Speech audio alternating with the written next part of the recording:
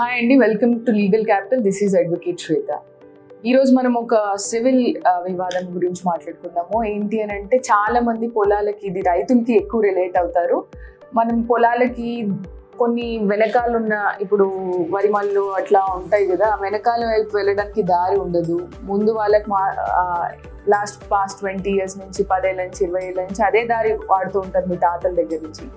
కానీ కొంతమంది ఇక్కడి నుంచి, మా స్థలంలో నుంచి, మా పొలంలో నుంచి మీరు వెళ్ళకూడదు, దారి ఇవ్వము అని ఇళ్ళ దగ్గర అయినా కానీ, పొలాల దగ్గర అయినా కానీ అబ్జెక్ట్ చేయడం చూస్తూ ఉంటాము.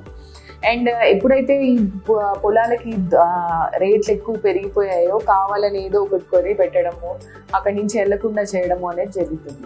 సో ఇట్లాంటి సమస్యలు మీరు ఎదుర్కొంటే రైతులు ఏం చేయాలి? చాలా మందికి తెలియదు.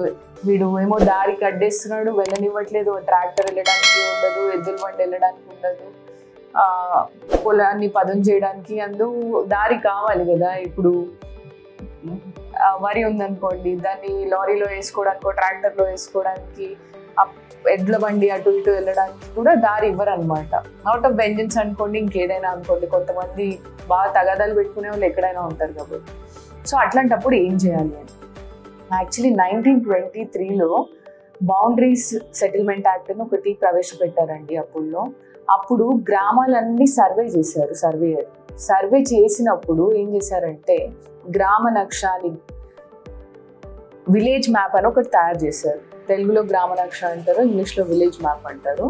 ఆ గ్రామ నక్షలో ఎక్కడెక్కడి నుంచి దారులు ఉన్నాయి, ఏ పొలాలకు ఎటు నుంచి దారులు, ఊర్లో ఎటు నుంచి ఎటు దారి ఉంది, ప్రజలు వాడకానికి ఏ దారిని వాడుతున్నారు, గవర్నమెంట్ ల్యాండ్స్ ఎక్కడున్నాయి, గవర్నమెంట్ సర్వీస్ రోడ్స్ ఎట్టున్నాయి, ఎక్కడి నుంచి రీచ్ అవ్వచ్చు ఈ పొలానికి కానీ, ఈ ఇళ్ళకి కానీ, ఆ గ్రామంలో దేవాలయాల ఆస్తులు ఎక్కడున్నాయి.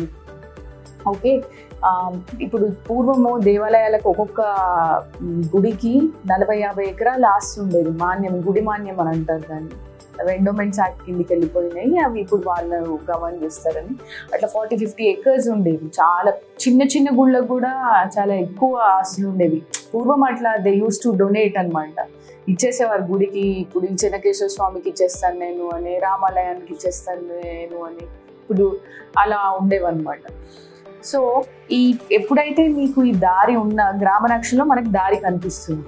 సో మీ పొలానికి అట్లా వెళ్ళనివ్వకుండా ఉన్నా కానీ, మీ తాతల దగ్గర నుంచి అదే దారి వాడుతున్నా కానీ ఇప్పుడు క్లోజ్ చేసి మిమ్మల్ని వెళ్ళనివ్వకుండా ఉంటే ఏం చేయాలి అని అంటే, ఆ గ్రామ నక్షని తీసుకొని ఎంఆర్ఓ ఆఫీస్కి వెళ్ళి, సార్ మా ఇది ఇట్లా అయింది, ఈ గ్రామ నక్షలో మాకు దారి ఉన్నా కానీ ఇప్పుడు మూసేశారు, వెళ్ళనివ్వట్లేదు అని అంటే, ఎంఆర్ఓ ఎగ్జిక్యూటివ్ మెజిస్ట్రేట్ కాబట్టి ఆయన he'll take a proper action. ఒకవేళ అలా కూడా చేయలేదు అని అనుకోండి, అప్పుడు మీరు సివిల్ కోర్ట్ని అప్రోచ్ అయ్యి, మాకు ఇలా దారి ఉంది అయినా ఇవ్వట్లేదు అని చెప్పొచ్చు.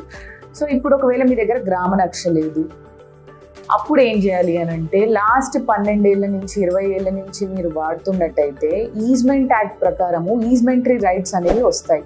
అది ఒక ప్రైవేట్ ల్యాండ్ అయినా, ప్రైవేట్ ల్యాండ్లోంచి మీరు ఆ దారి మీద వాడుకుంటున్నారు అనుకోండి, ఆ దావని.